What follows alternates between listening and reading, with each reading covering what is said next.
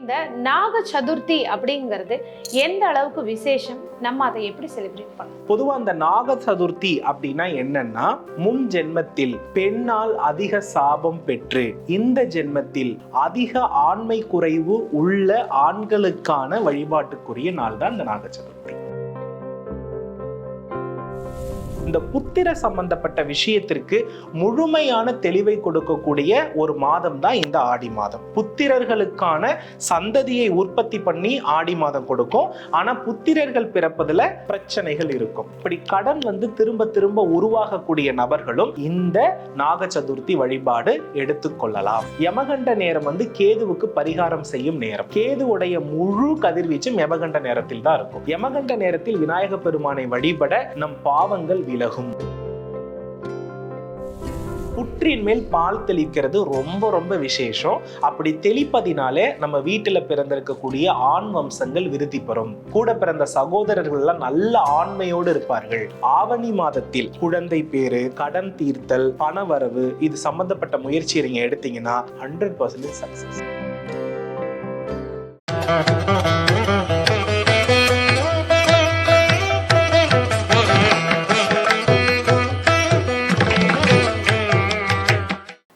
TV நேயர்களுக்கு வணக்கம். நான் லதா சுப்பிரமணியன். நம்ம கூட இணைஞ்சிருக்கிற சிறப்பு விருந்தினர் பிரணவ வாஸ்து நிபுணர் டாக்டர் சிவகு சத்யசீலன் அவர்கள். சார் வணக்கம்.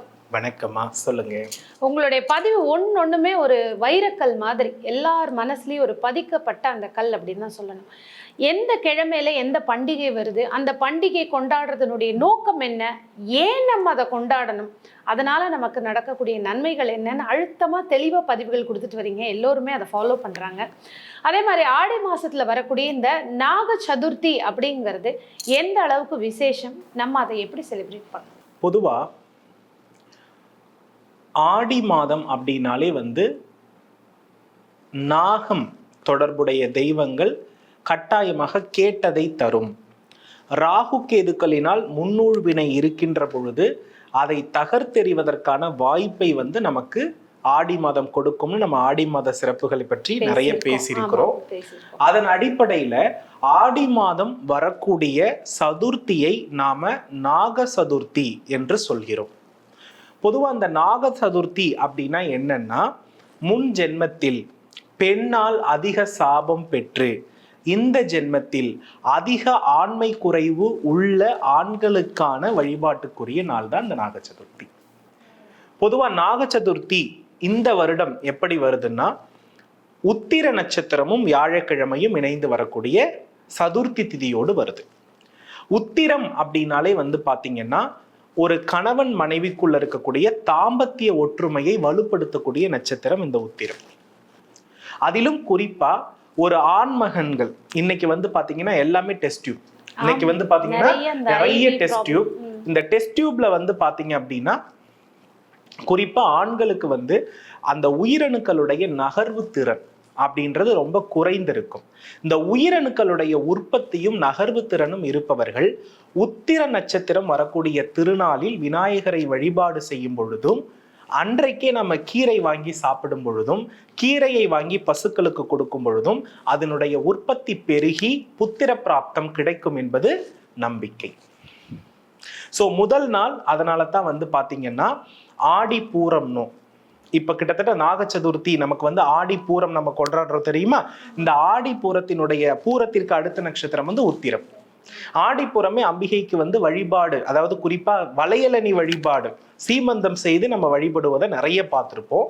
இந்த புத்திர சம்பந்தப்பட்ட விஷயத்திற்கு முழுமையான தெளிவை கொடுக்கக்கூடிய ஒரு மாதம் தான் இந்த ஆடி மாதம். புத்திரர்களுக்கான சந்ததியை உற்பத்தி பண்ணி ஆடி மாதம் கொடுக்கும். ஆனா புத்திரர்கள் பிறப்பதுல பிரச்சனைகள் இருக்கும். ஆகையினாலதான் புத்திரத்தை தரிப்பதற்கு இந்த ஆடி மாதத்துல என்ன பண்ண மாட்டாங்கன்னா விட மாட்டாங்க. அதனால விவாக பிராப்தம் எல்லாம் இந்த ஆடி மாதத்தில் நடைபெறாததற்கான காரணமும் அதுதான். அப்ப என்னன்னா, இந்த நாக சதுர்த்தியில் யாருக்கு புத்திர பிராப்தம், அதிலும் குறிப்பாக ஆண்களுடைய உயிரணுக்களுடைய தன்மை யாருக்கு குறைந்திருக்கிறதோ அவர்கள் அரச மர விநாயகரை தேர்ந்தெடுக்க வேண்டும். ஏன்னா அரச மர விநாயகர் சூரியன் குரு 2 கிரகங்களுடைய கதிர்வீச்சுகளை அதிகம் கொண்ட மரம். அதுல இருக்கக்கூடிய சர்ப்ப வடிவங்கள் தான் நமக்கு வந்து பாத்தீங்கன்னா நாக தேவதைகளாக நம்ம வழிபடுகிறோம். அதுல இருக்கக்கூடிய விநாயகர் அப்படின்ற அந்த கேதுவின் வடிவம் தான் நமக்கு இருக்கக்கூடிய தடைகளை நீக்கக்கூடியது. அப்ப ஆடி மாதம் நாக சதுர்த்தி இது ரெண்டும் இணைந்து வரும் பொழுது நல்ல ஒரு குளக்கரை விநாயகரை, அதுவும் அரசமர விநாயகரோடு அல்லது சிவாலயத்தில் வெளியில அரசமர விநாயகர் இருந்தாலும் அது சிறப்பு தான். சிவாலயத்துல கண்டிப்பா வெளியில இருக்கும். அம்மன் ஆலயத்துல சொல்லவே தேவையில்லை. மாரியம்மன் ஆலயத்துல கட்டாயமா இருக்கும். ஊர்ல எங்கெல்லாம் கருமாரியம்மன் என்ற பெயர்ல ஆலயங்கள் இருக்கிறதோ அங்கெல்லாம் உறுதியா இருக்கும். திருவேற்காடுல இது ரொம்ப ரொம்ப ஸ்பெஷல். திருவேற்காட்டு கருமாரியம்மன் கோவில்ல ரொம்ப ரொம்ப ஸ்பெஷல். அதற்கு அடுத்தபடியாக அதிக கடன் சுமை உள்ளவர்கள், அதாவது ஒருத்தர்கிட்ட கடன் வாங்குவாங்க, திரும்ப அடைப்பாங்க, திரும்ப கடன் வாங்குற நிலை வரும், அவங்க கிட்டயே வாங்குவாங்க. இப்படி கடன் வந்து திரும்ப திரும்ப உருவாகக்கூடிய நபர்களும் இந்த நாக சதுர்த்தி வழிபாடு எடுத்துக்கொள்ளலாம். அப்போ இந்த நாக சதுர்த்தி வழிபாடு 2 நபருக்கு தான். எப்போதுமே வாழ்க்கையில கடன் ஒருவரிடமே திரும்ப திரும்ப பெறுகிறோம் என்பவரும், ஆண்களுடைய உடலில் உயிரணுக்களுடைய உற்பத்தி குறைந்து புத்திரப்பேறு தாமதமாக இருப்பவர்களும், பெண்களுடைய கருமுட்டை உற்பத்தியில் குறைவு இருப்பவர்களும் கட்டாயமா இந்த நாக சதுர்த்தியை எடுத்துக்கலாம். இவரை போயிட்டு இந்த மாதிரி ஒரு ஆலயத்தை தேர்ந்தெடுத்து, என்ன பொறுத்தளவுல அம்பாள் ஆலயத்தோடு தொடர்புடைய அரசமர விநாயகர் வந்து ரொம்ப ரொம்ப சிறப்பு. ஏன்னா அம்பாள் தான் இதை எல்லாத்தையுமே நிவர்த்தி பண்றவ. அதுதான் ஆடி மாதத்திற்குரிய இடம். அப்ப என்னன்னா அங்க போயிட்டு நம்ம என்ன செய்யணும்னா யமகண்ட நேரத்தை தேர்ந்தெடுக்கணும். இதுல ஒரு பெரிய விசேஷம் என்னன்னா, இந்த வருடம் நாக சதுர்த்தி வியாழக்கிழமையிலே வருது. காலையிலே யமகண்டம். புரியுதுங்களா? அப்ப கிட்டத்தட்ட வந்து 6 மணியிலிருந்து கிட்டத்தட்ட 8 மணி வரை. யமகண்டம் என்பது கேதுவுக்குரிய காலகட்டம். யமகண்ட நேரம் வந்து கேதுவுக்கு பரிகாரம் செய்யும் நேரம். கேதுவுடைய முழு கதிர்வீச்சும் யமகண்ட நேரத்தில் தான் இருக்கும். யமகண்ட நேரத்தில் விநாயக பெருமானை வழிபட நம் பாவங்கள் விலகும். எது நம்மை விலக வேண்டும் என்று நினைக்கிறோமோ, நமக்கிட்ட இருந்து ஒரு செயல் நீங்கணும், அதை வந்து ராகு காலத்துல யமகண்டத்திலையும் பண்ணலாம். நம்ம கிட்ட ஒரு நல்ல விஷயம் வரணும், அதற்கு நல்ல நேரத்தை பார்த்து வழிபடலாம். இப்போ நமக்கு என்ன நீங்கணும்? புத்திர தோஷம் நீங்கணும், கடன் நீங்கணும், கர்மா நீங்கணும். அப்ப நீங்கணும்னா அதற்கு கேதுவுடைய நேரம் தான் உதவி செய்யும். அதுதான் யமகண்டம். புரியுதுங்களா? அப்போ வியாழன் அப்படின்ற குருவினுடைய அரச மரம், அங்கு இருக்கக்கூடிய கேதுவின் வடிவாக இருக்கக்கூடிய விநாயகர், அதற்கு தொல்லைகள் அதிகம் சேர்த்து தரக்கூடிய ராகு கேதுக்களுடைய பிரதிஷ்டை, இது அத்தனையுமே கடகராசியை குறிக்கிற காரகத்துவம். இந்த இடத்தை நம்ம வழிபட்டாலே கர்மத்தை வலுப்படுத்தக்கூடிய செவ்வாய் நீச்சமாகிற பிளேஸ் இது. அப்ப என்னன்னா இந்த இடத்துல ஒரு படிக்கு மேல போயிட்டு என்ன பண்ணும்னா பால், இந்த இடத்துல என்னன்னா பால், மஞ்சள், அதற்கு பிறகு வந்து பாத்தீங்கன்னா பவள நிற குங்குமம். நிறைய பேர் அரக்கு நிற குங்குமம் யூஸ் பண்ணுவாங்க, அது கூடாது. அரக்கு நிறம் என்பது ராகுவை குறிக்கும். ஸோ அதனால பவள நிற குங்குமம் தான் ஆதிகால குங்குமம். ஸோ அதை தான் நம்ம யூஸ் பண்ணணும். இப்போ நேராக போகிறோம். நாக சதுர்த்தி அன்றைக்கு விநாயகர் அந்த புற்று இருக்கும், புற்று இருக்கக்கூடிய இடம் உள்ள அரச மரத்தை தேர்ந்தெடுத்தாலும் ரொம்ப ரொம்ப நல்லது. நான் சொல்றது திருவேற்காட்டில் இது இருக்கு. ஸோ இது போல பக்கத்துல எந்த ஊர் இருந்தாலும் நீங்க எடுத்துக்கலாம். இந்த மஞ்சள் தூள் குங்குமத்தை என்ன பண்ணணும்னா, நம்ம நாக பிரதிஷ்டை சர்ப பிரதிஷ்டை இருக்கும் இல்லையா, அது மேலெல்லாம் தூவணும். அதற்கு பிறகு புற்றின் மேல் பால் தெளிக்கணும். புற்றின் மேல் பால் தெளிக்கிறது ரொம்ப ரொம்ப விசேஷம். அப்படி தெளிப்பதினாலே நம்ம வீட்டுல பிறந்திருக்கக்கூடிய ஆண் வம்சங்கள் விருத்தி பெறும். கூட பிறந்த சகோதரர்கள் எல்லாம் நல்ல ஆண்மையோடு இருப்பார்கள். ஏன்னா அத்தை உறவு இருக்கு இல்லையா, அது போல ஒரு மகத்துவமான உறவு வேற எதுவுமே கிடையாது. என்றைக்குமே வந்து தாய்க்கு இணையான ஒரு பாசத்தை வந்து அத்தை வந்து நிச்சயமா என்ன பண்ணுவாங்க, அது ஒரு வித்தியாசமான பாசமா இருக்கும். அப்போ இந்த புற்றுக்கு வந்து பால் தெளிப்பதன் மூலம் எந்த பெண் பால் தெளிக்கின்றார்களோ, எந்த ஆண் புற்றுக்கு பால் தெளிக்கின்றாரோ அவருடைய உடன்பிறப்புகள் நலம் பெறும். உடனே சொல்லக்கூடாது எங்களுக்கெல்லாம் எதிரியா இருக்காங்களே, நாங்க தெளிச்சா உடனே நல்லா ஆயிடுவாங்களா, அப்படிலாம் திங்க் பண்ணக்கூடாது. ஒருவேளை அதில் தோஷம் இருந்தாலும் அது விலகும். அவர்களால் எதிரியாக இருந்தால் கூட அவர்களால் உங்களுக்கு நன்மை கிடைக்கலாம். அதனால நல்லதை மட்டுமே மனசில் வச்சுட்டு பண்ணுமே தவிர கர்வத்தையும் கெட்டதையும் நம்ம நீக்கிடுவோம். ஏன்னா கர்மான்னு குறைக்க வரும்பொழுது அதெல்லாம் நம்ம மைண்ட்ல என்ன பண்ண கூடாது. அப்போ புற்றுக்கு பால் தெளித்து விட்டு நாம வந்து முடிந்தால் அந்த சர்ப பிரதிஷ்டைகளுக்கு தாராளமாக பால் அபிஷேகம் செய்யலாம். அதற்கு அடுத்தபடியா நம்ம என்ன பண்ணோம்னா, களிமண் எடுத்துக்கிறீங்க. களிமண் எடுத்துக்கிறீங்க. அதுல வந்து ராகுவிற்கு பரிகாரமான உளுந்தோ, கேதுவுக்கு பரிகாரமான கொள்ளு, ராகுவுக்கு கருப்பு உளுந்து, கேதுவுக்கு என்ன கொள்ளு, இரண்டையுமே களிமண்ணில் கொஞ்சம் மஞ்சத்தூள் போட்டு இந்த 2 தானியத்தையும் நல்லா உருட்டிக்கணும். உருட்டிட்டு கரெக்டா எடுத்துட்டு போயிட்டு, நான் இப்ப ஆற்றங்கரை குளத்தங்கரை இப்படி எல்லாம் சொன்னேன் இல்லையா, அந்த இடத்துல போயிட்டு இந்த புற்று வழிபாடு முடிந்ததற்கு பிறகு அந்த மண்ணை எடுத்துட்டு போயிட்டு நேரடியா என்ன பண்ணினா கரைச்சிடணும். இப்படி கரைக்கும் பொழுது ராகு கேது நீரில் போயிட்டு நீச்சம் அடைஞ்சிருவாங்க. காரணம் என்னன்னா, நீர்ல தான் நம்மளுடைய பித்ருக்கள் வாழ்வதாக நம்பப்படுகிறது. தாத்தாவை ராகுன்னு பாட்டிய கேதுன்னு சொல்லுவாங்க. சோ இவங்களால பிரச்சனை இருக்கிற வரை நம் தலைமுறை வளராது. களிமண் அப்படின்றது குருவினுடைய அம்சம். அந்த இடத்துல தாய்மைக்குரிய நண்டு களிமண்ணில் தான் வாசம் அடையும். இந்த குழந்தைகளை தாங்குற ஜீவராசி எதுனா நண்டு தான். நீங்க நல்லா கவனிச்சு பார்த்திருப்பீங்க. அதுவும் கடகராசி. ஏன்னா அதை தொடர்பு படுத்தப்பட்டதான் அந்த மாதத்தினுடைய வழிபாடுகளே வருது. வேற எந்த விஷயத்திலயும் மாதத்தை தொடர்புபடி தான் மாதத்தினுடைய வழிபாடு வரும். அப்ப என்னன்னா, இந்த ஆற்றங்கரை குளத்தங்கரையில நேரா எடுத்துட்டு போயிட்டு நம்ம கரைத்து விட்டுடும் போது கண்டிப்பா நம்ம பித்ருக்கள் சாந்தி அடைஞ்சிருவாங்க.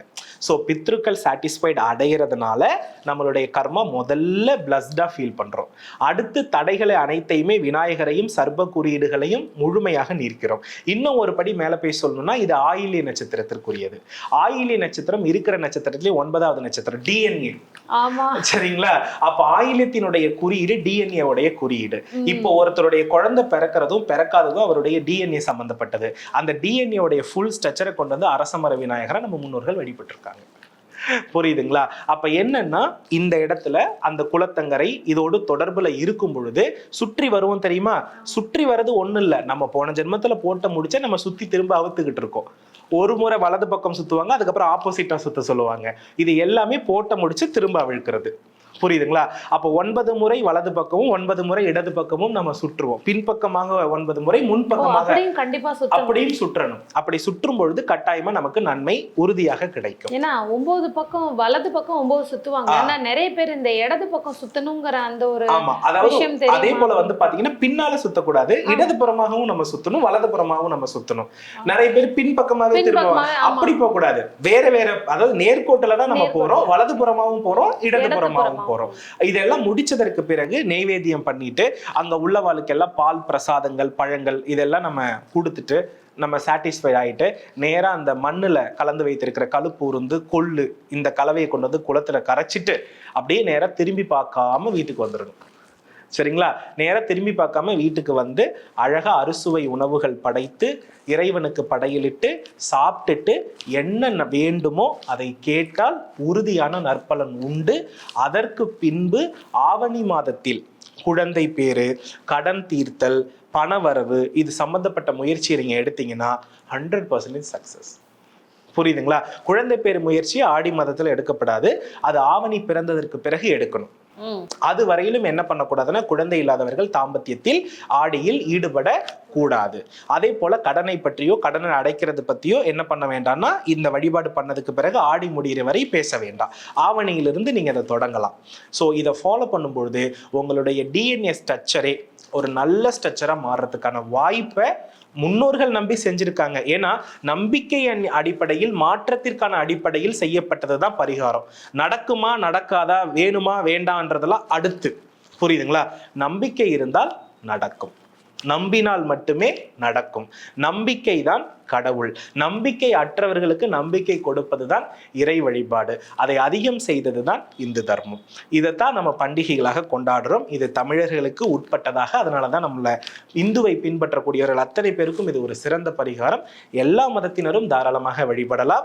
நம்ம எப்படி நம்ம வந்து ஒவ்வொரு மத பண்டிகையும் நம்மளும் சேர்ந்து கொண்டாடுறது போல அத்துணை மதத்தினருக்கும் இதுல பிரச்சனை இருக்குன்னா தாராளமா இந்த இறைவனை வழிபடுவதன் மூலம் தீர்வு உறுதி. நாக சதுர்த்திக்கு வந்து இந்த புத்துல பால் தெளிக்கணும், பிரசாதம் வைக்கணுங்கிறது ஒரு பொதுவான விஷயம். ஆனா அதை தாண்டி ஆண்கள் எல்லோருக்குமே வந்து இது ஒரு தேவையான பதிவு. ஏன்னா நம்ம ட்ரீட்மெண்ட் நிறைய செலவு பண்ணாலும் இந்த பேஸை கரெக்ட் பண்ணாலே போதும், நம்ம டிஎன்ஏ வந்து சரி. குறிப்பா ஒரு விஷயம் என்னன்னா, இது செஞ்சதுல இருந்து ஆண்கள் வந்து 48 நாள் தொடர்ந்து பச்சை கீரைகள் உணவில் எடுத்துக்கணும். தொடர்ந்து. தொடர்ந்து. அதற்கு பிறகு வந்து நீங்க செமன் டெஸ்ட் எடுத்து பாருங்க, டாக்டரே ஆச்சரியப்படுவாங்க. 100% இது ட்ரூ. இது நிறைய பேருக்கு ஒரு தீர்வான ஒரு விஷயமா இருக்கும். இந்த காலத்துல நிறைய செலவு பண்றாங்க அந்த ஐவிஎஃப் ட்ரீட்மெண்ட்டுக்கு. ஸோ நம்ம இயற்கையான முறையில இறை வழிபாட்டோட சேர்ந்து செய்யும் போது உடல்ல தானான அந்த மாற்றங்கள் நடக்கும் அப்படின்னு அழகா சொல்லியிருக்கீங்க. கட்டாயமா. இதே மாதிரி அடுத்த ஒரு தேவையான பதிவுல நம்ம சந்திக்கலாம். வெற்றிவேல் முருகா, நன்றி, வணக்கம்.